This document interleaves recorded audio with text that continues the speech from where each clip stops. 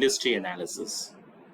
So the second important part of the fundamental analysis is the industry analysis. It is going to know about the firms who are doing similar type of business. It's collectively called it as an industry. It's like a banking industry, pharmaceutical industries, financial services industries, like can be classified the industries and the movement of industries, the type of competition prevailing in the market. There are the parameters are taken into the consideration for the understanding about the industry in the market. So the first one is sensitivity to the business cycle. So the business cycle analysis is going to be the fact, is going to be analyzed. The sensitivity is going to be understand with respect to the business cycle. It is in terms debtor collection period, in terms creditor repayment period. Likewise, the type of business, the kind of a growth happens in the business, everything is being taken, the industrial policies, the changes to the particular industry, taxation to the particular industry. So the kind of information, how it does affect the performance of industry is being analyzed. What we call it as the sensitivity to the business cycle. Second one is industry life cycle analysis that starts with the introduction, growth, maturity, saturation or decline. So the different stages of business cycle where the industry life cycle is being analyzed. It is the industry is in starting stage. It means the introduction stage where the promotional expenses is high, where whatever the expenses that they are spending is going to revenue expenses is increasing, where the organization needs to spend the huge amount of money for the purpose of research and development during the initial stage. Later it is going to be the introduction growth. In that the growth stage where the expenses is also increasing, amount of revenue what realized by the industry is also increasing. With respect to the maturity stage where the kind of expenses it comes down, where again started with the research and development expenses, it is used for new product identification, new product development. Those expenses are increasing during the maturity, because for the maturity it is going to be the saturation or declining stage.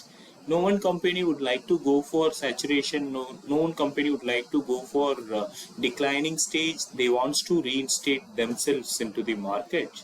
For that, the kind of the again starting with the promotional expenses, again started to identify the new product, new market exploration, the kind of things are going on with that. So it is going to be analyzed, what we call it as industry life cycle analysis. The study of the structure and characteristics of an industry. A study of a structure is going to understand the type of competition is prevailing in the market. There are different industries, different types of competition is prevailing in the market. It is no need to go for the monopoly market or monopolistic market or perfect competition, or maybe the kind of other types of competition is prevailing in the market. It is going to understand that what type of structure in that the particular industry is there in the market. Like can take an example, the oligopoly competition, the best example for the cement industry. There are few sellers who are selling the product that required for the entire market is being given. So similar to that, like the monopoly competition or maybe the monopolistic competition, where the perfect competition, the homogeneous product is being sold by the many sellers in the market to the many buyers. So similar to that, it is going to understand the structure, what it is prevailing in the industry, what is the type of competition is going on with the particular industry is being analyzed.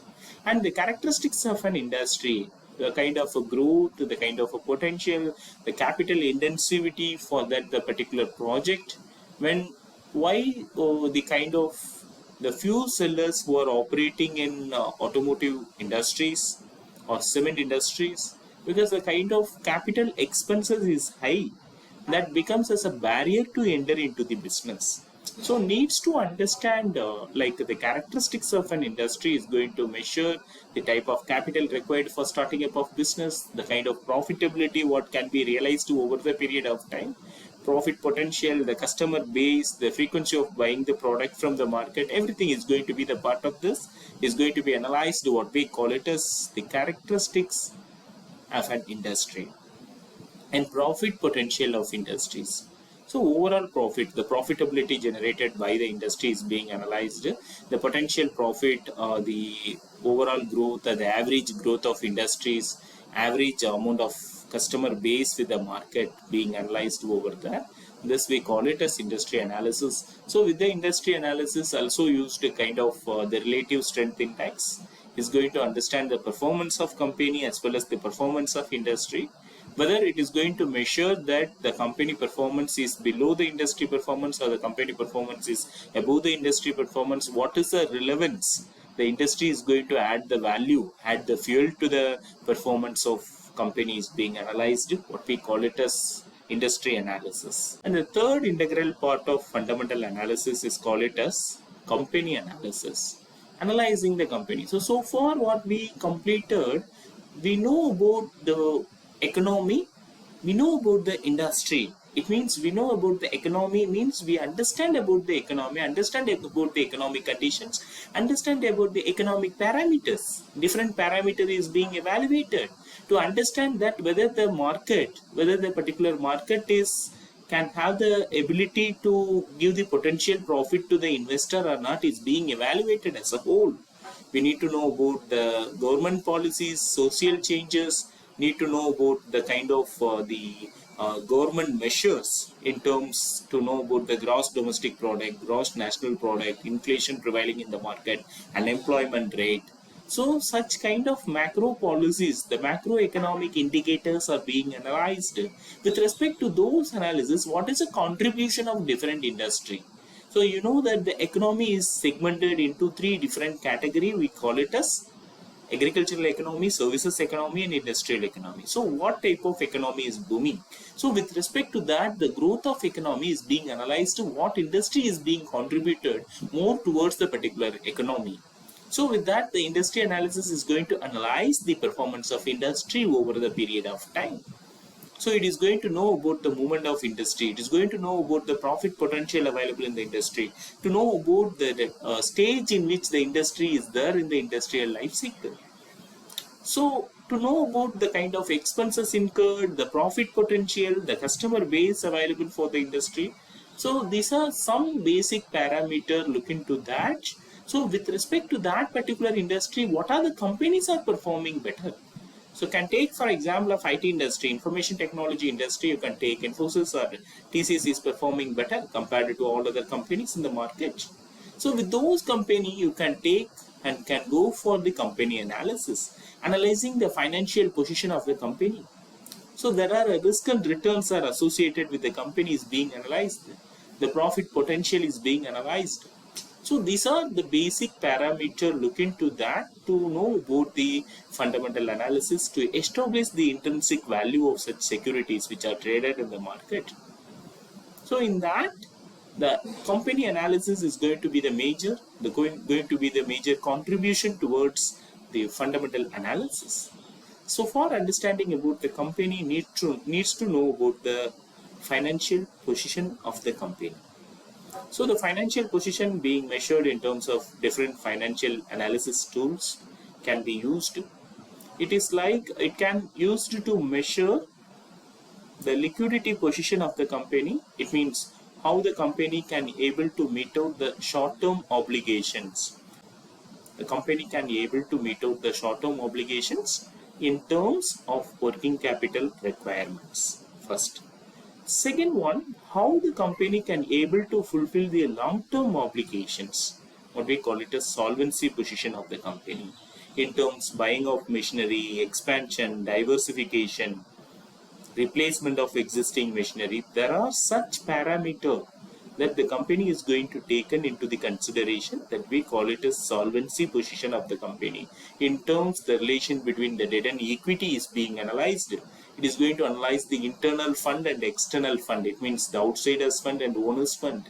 is going to be an understand what is a relationship to meet out the long-term obligations. It's being analyzed under the solvency position of the company, and to know about the activity of the company or the performance of the company, or what we call it as turnover of the company, in terms of the sales, how the sales can contribute more towards the organization, what is a repayment period from the debtors, and what is a payment period that going to make the payment to the creditors. So like the kind of parameters are going to be taken from the turnover, the activity of the company, and to know about the profitability, amount of profit generated over the period of time, what is the consistency in terms of profit is being analyzed, the profitability analysis, and to know about the marketability, it is external performance of the company in the market. So there is a book value, there is a net worth of the company. With that, the book value, how investor ready to buy that particular shares in the market, what is the price in which the investor ready to pay for such securities which are traded in the market, which we call it as the marketability of securities in the market.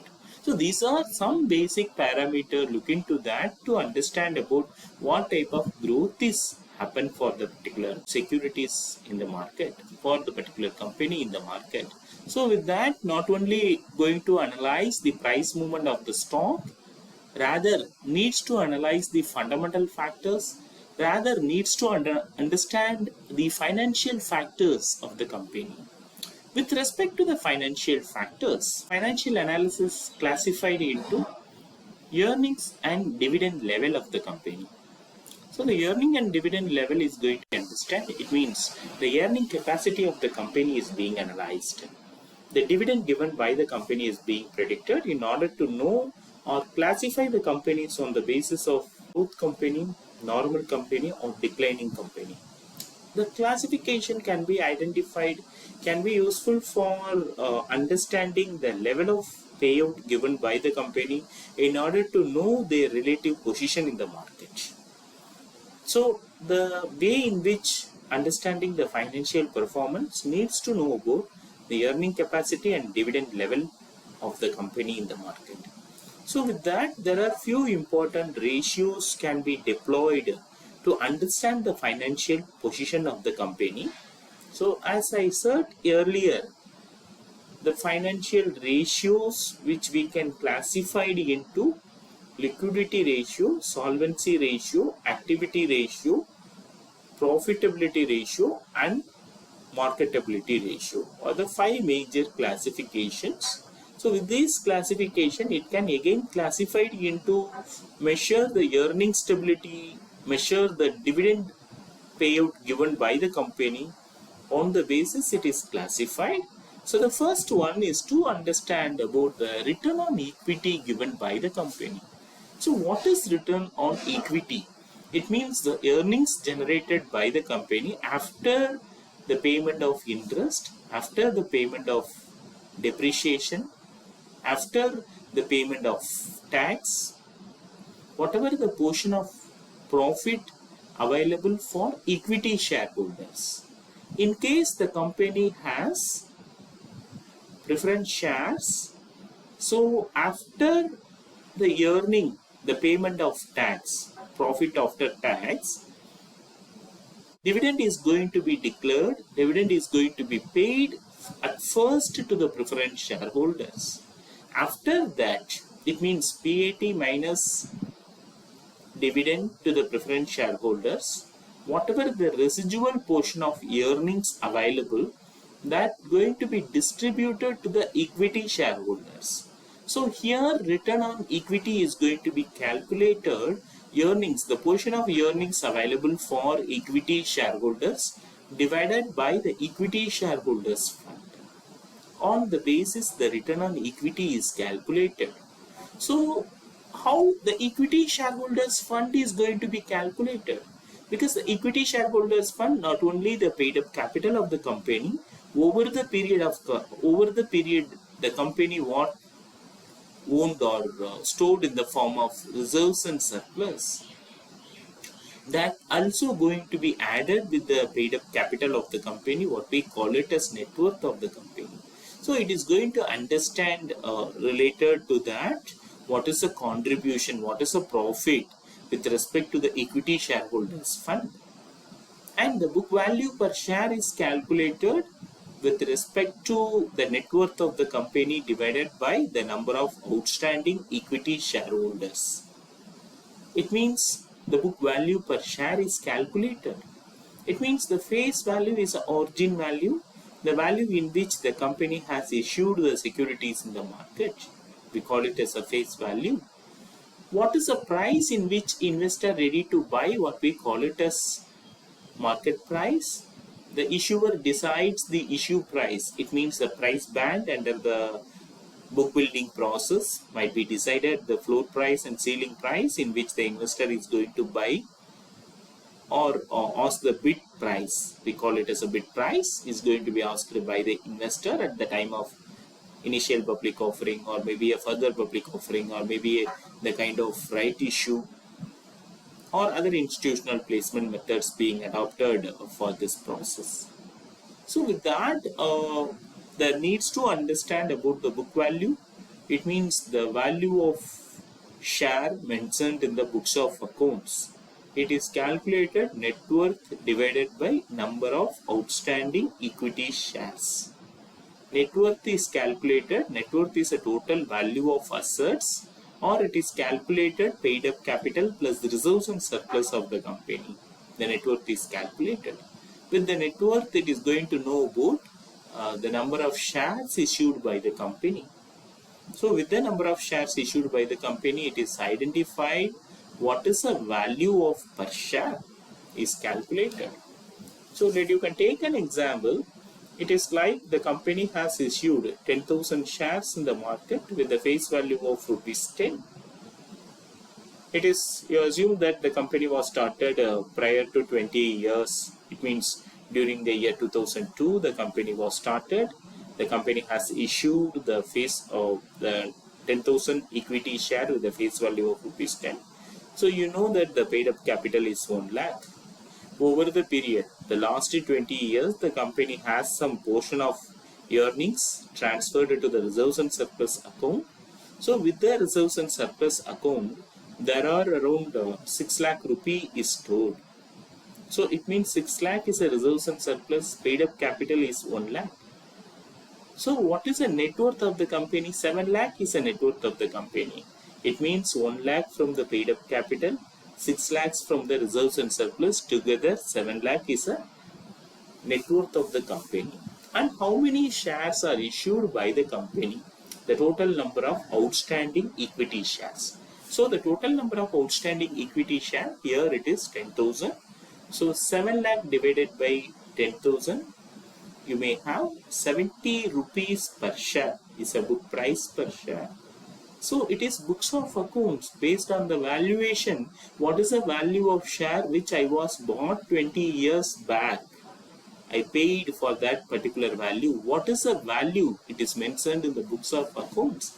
It is 70 rupees. It does not mean that with the 70 rupees, the price in which the equity shares are available in the market price is entirely different. Market price is decided by the investors in the market based on the buying pressure and selling pressure, what is going on with respect to the specific stock, it is being decided. Market condition, economy, all those factors are having equal importance to determine the value of shares in the market. But here the book value of share is being finalized based on the net worth of the company divided by number of outstanding equity share. With the example, company was started 20 years back, has issued 10,000 equity share with rupees 10 per share is a face value of share. So 1 lakh is a paid up capital. For the last 20 years, the accumulated profit is transferred to an account called reserves and surplus account. So with the reserves and surplus account for the last 20 years, assume that there is about 6 lakh rupee is stored. Together the net worth of the company. Today the net worth of the company is 7 lakh. the book value of share is being finalized 7 lakh divided by 10,000 number of outstanding equity shares issued by the company. So the 10 rupee face value has increased to 70 rupees book value of shares is being finalized. What we can say, it is book value per share. And the third important measurement, we call it as earnings per share. So what is the portion of earning? So current year the earnings is available. So with the earning, what is the portion of earnings per share? So portion of earning available for equity shareholders divided by number of equity shares issued by the company, or we can say number of outstanding equity shares. So you can take an example like during the current year, it is about the profit of 70,000 rupees. So in that particular profit is after the payment of tax. Assume that the company does not have any preference shares issued by the company. So with the 70,000 rupees, the 70,000 rupees, the number of shares issued by the company is 10,000 shares. It means earnings per share is 7 rupee per share. EPS is 7 rupee. What are the components of EPS? EPS is including dividend per share plus retention per share. What is the portion of profit is going to be distributed to the equity shareholders or equity shares it is being allotted, and what is the portion of earnings is kept by the organization for the future purpose is being finalized. So here you can take an example. The 70,000 is a profit earned by the company during the specific financial year. With that, the 70,000 is an amount which is paid all the expenses after the payment of interest, after the appropriation of depreciation, after the payment of tax. There is no preference shareholders with this particular fund. So assume that the 70,000 rupee is a portion of earnings available for equity shareholder. Already you know that during the last 20 years, the company has issued 10,000 shares. So 70,000 divided by 10,000, it means earnings per share of the company is 7 rupee per share. So the dividend payout ratio, as you know that with the total portion of earning, how much a portion is going to be distributed in the form of dividend, we call it as dividend payout ratio. Assume that the company decided to give 30% dividend. You know that what is 30% dividend the company would like to declare. So 30% of what, on what basis the dividend is declared by the company? Company always declares the dividend on its face value. You know that the face value of the company is 10 rupee. Market, it means the book value of share is 70 rupee. So the 30% is not calculated on the 70 rupees. It is only calculated on the face value of shares. So it is decided, the company decided to issue 30% of dividend to the shareholders. So what is the total amount of dividend is going to be distributed? So 30% of 10 rupee is 3 rupee, and there are about 10,000 equity shares issued by the company with the example. So 30,000 rupee is going to be distributed as a dividend by the company. 30,000 rupees distributed.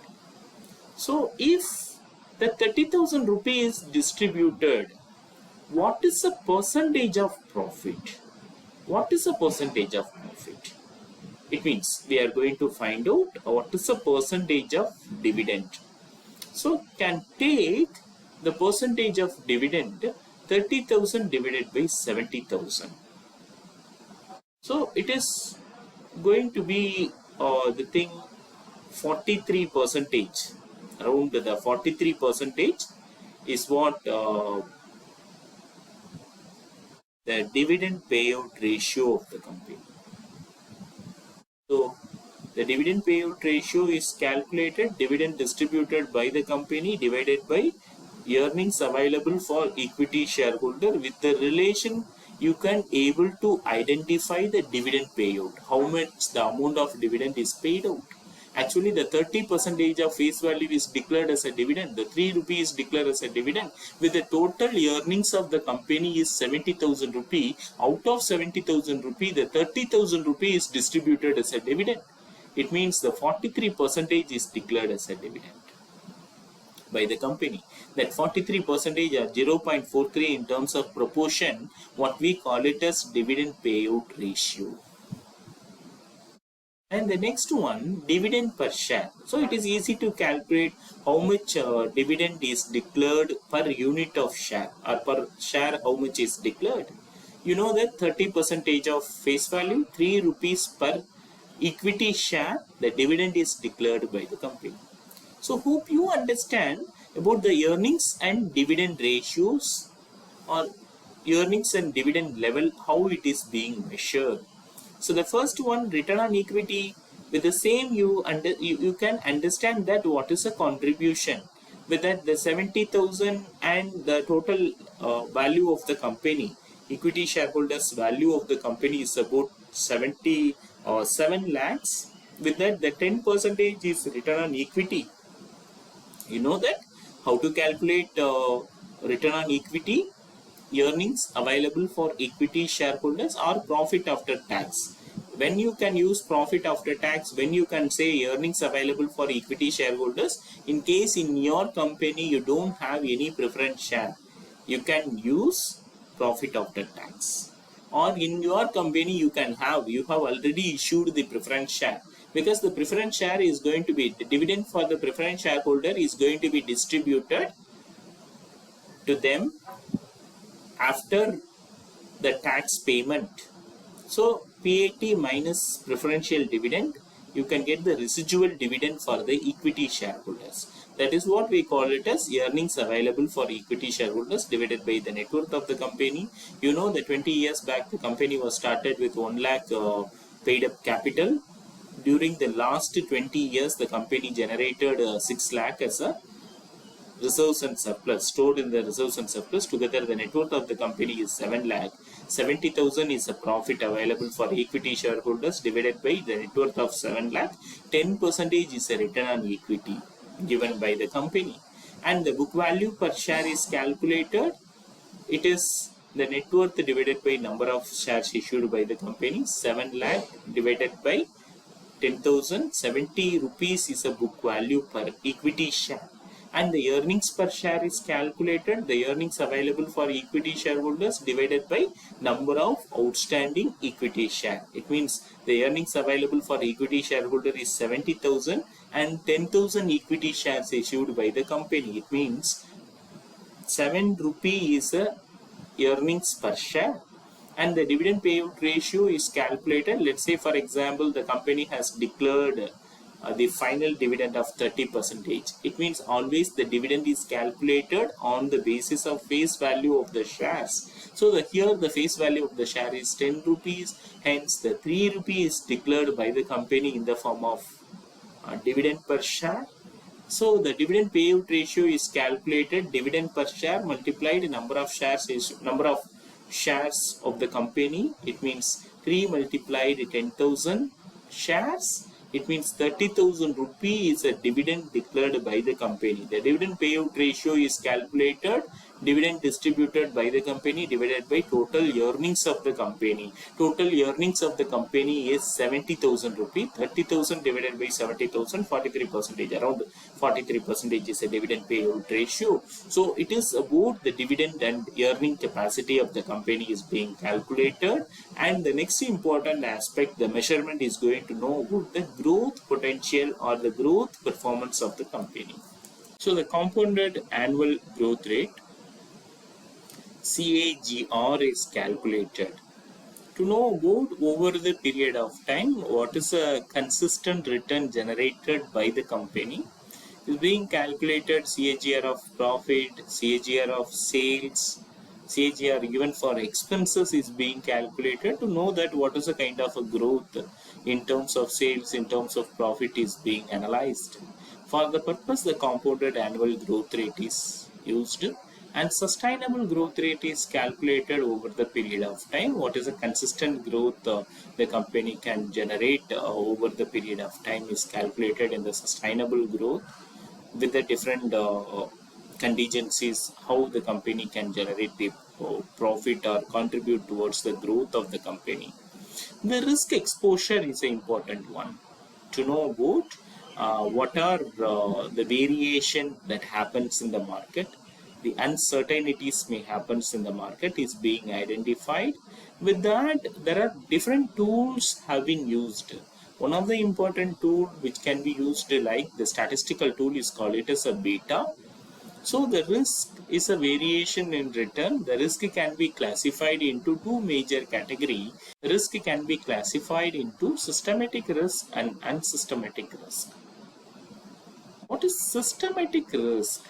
The systematic risk measurement is a beta, where the systematic risk is calculating corresponding to the market, corresponding to the movement of stock is being identified. The return generated by the stock compared to the return generated by the market, the volatile movement, the risk is being identified. That measurement, what we call it as systematic risk. One amount of change, 1% of changes in the growth of company, how it does affect the growth of the overall market, that is being measured.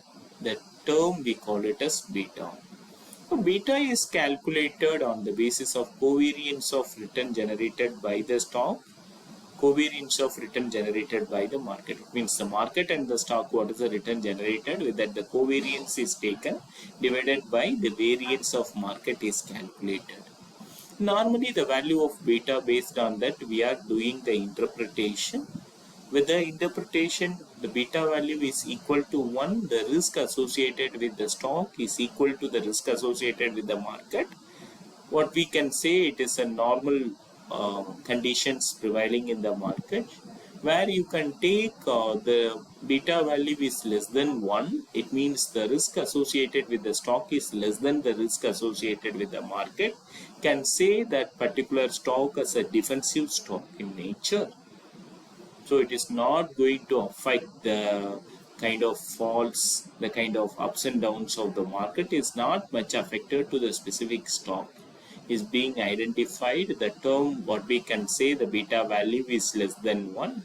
In case the value of beta is more than 1, can say that particular period of time the performance of stock is higher than the return generated by the stock is higher than the return generated by the market. Risk associated with the stock is higher than the risk associated with the market.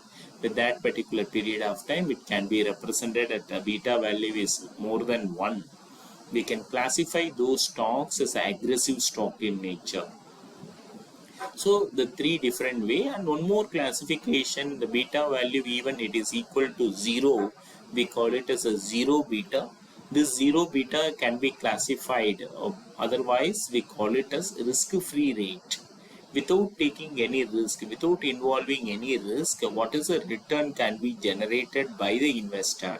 Then only the investor decides that what is the rate of interest or the rate of return expected from the market. Otherwise, it is not possible for the investor to know about their expected returns from the market. So in that particular thing, it is needs to know about what is the return is generated.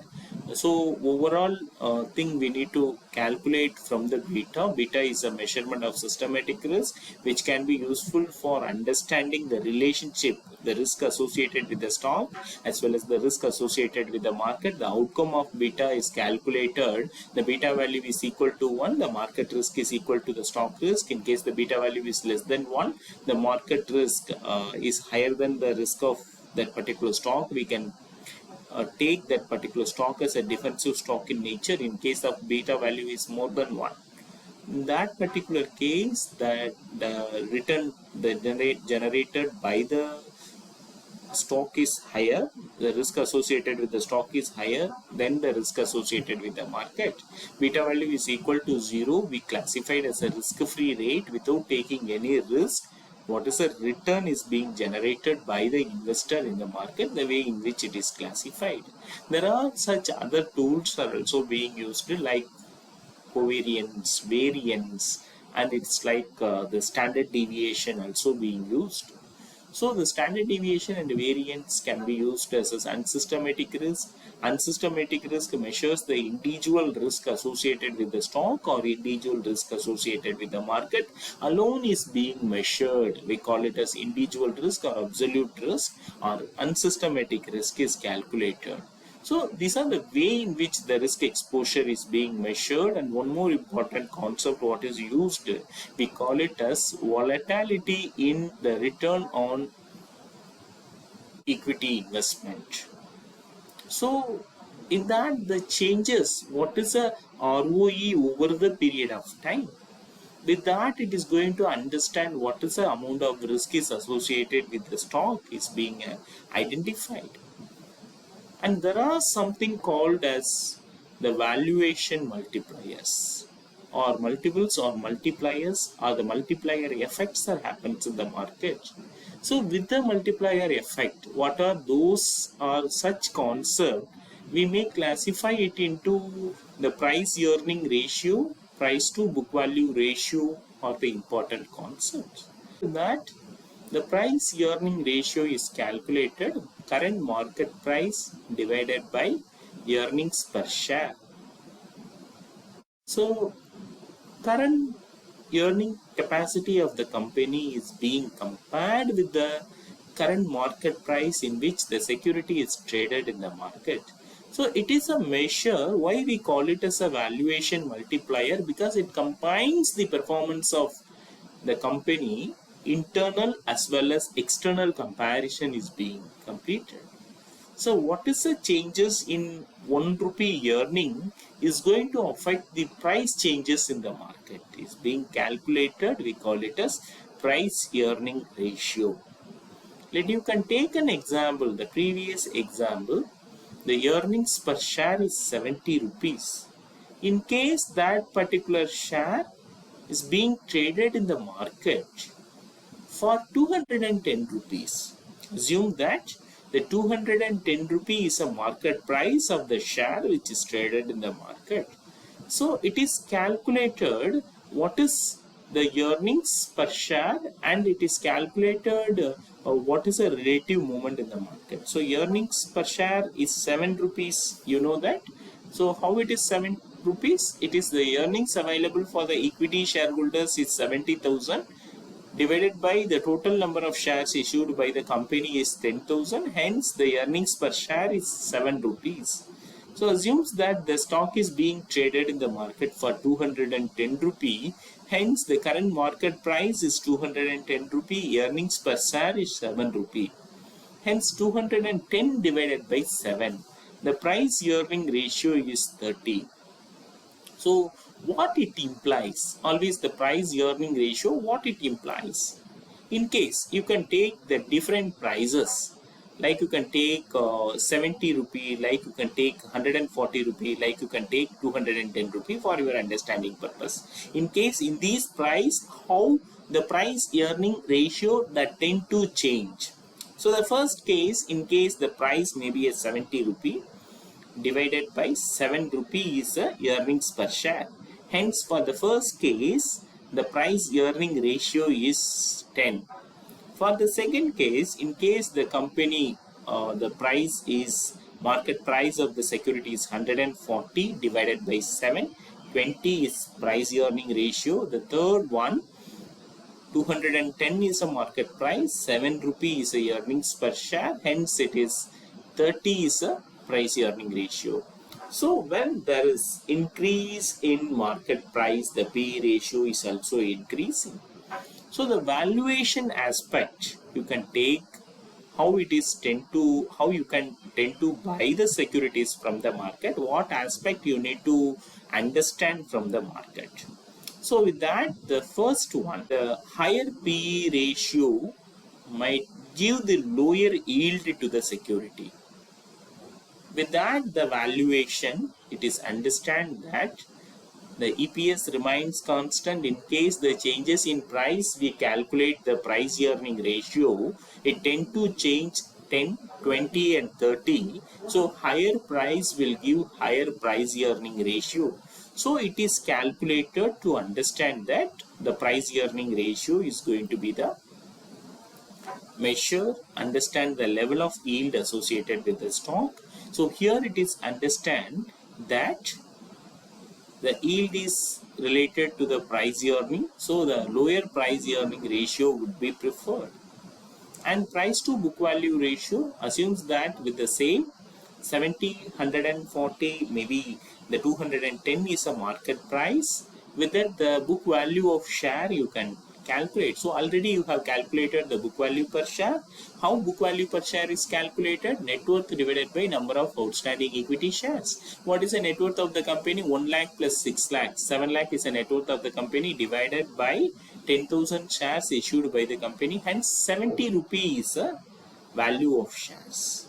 So it is calculated in case the market price is 70 rupees, book value is 70 rupees. It means the price to book value ratio is 1. In case the market price is 140, book value is 70 rupees, it means 2. And the third category 210 and 70 rupees is 3. So the price to book value ratio is calculating the related moment, how the overall value of the company is going to be contributed to the market price. So the one is implies that the book value of share is equal to the market price. It means the same value is available in the market. Whether the intrinsic value in which the securities are traded in the market, it is advised to buy. It is 2 or 3. It is over and above the book value, the securities are available in the market. So based on the parameter, investor look into that, how they are going to make the buying and selling or as well as the holding decision is being taken by the investor.